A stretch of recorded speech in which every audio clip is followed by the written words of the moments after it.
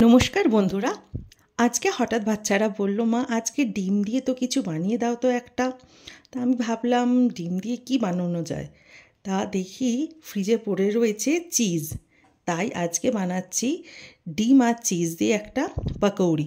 খুবই ইজি, মানে যখনই ইচ্ছা করবে এটা আপনারা বানিয়ে খেতে পারবেন। উইদাউট চিজও এটা বানানো যায়। দেখুন, তার জন্য আমি দুটো ডিম ফাটিয়ে নিয়েছি।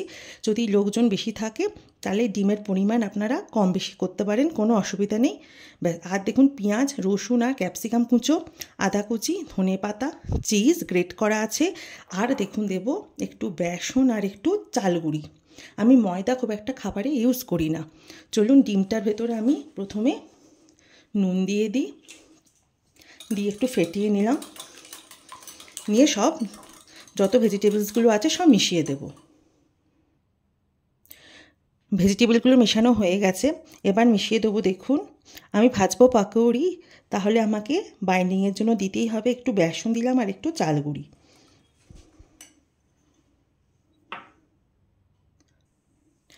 দেখুন, সুন্দর মাখা হয়ে গেছে।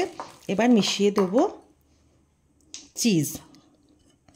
এটা মিশিয়ে দিলাম। আপনারা তো চিজ অমলেট তো খান, এটাও বানিয়ে একবার দেখবেন, অপূর্ব খেতে হয়। দেখুন, হাত না দিলে এটা সুন্দরভাবে মাখা যায় না। চলুন, একটু হাত দিয়ে মেখে নিলাম। আর হাতেই রয়েছে মায়ের যে ভালোবাসা।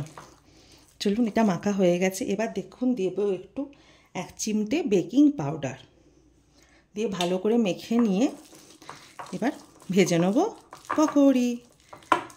চলুন, আর বেকিং পাউডারটা দিলে খুবই ফুলো ফুলো হয়, খুবই সুন্দর খেতে হয়।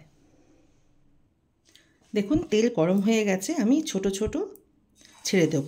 বেকিং পাউডার দেওয়া আছে না, ছোট ছোট পপকর্নের মতো সাইজে ছাড়বেন, দেখবেন কি সুন্দর বড় হয়ে গেছে ফুলে ফুলে।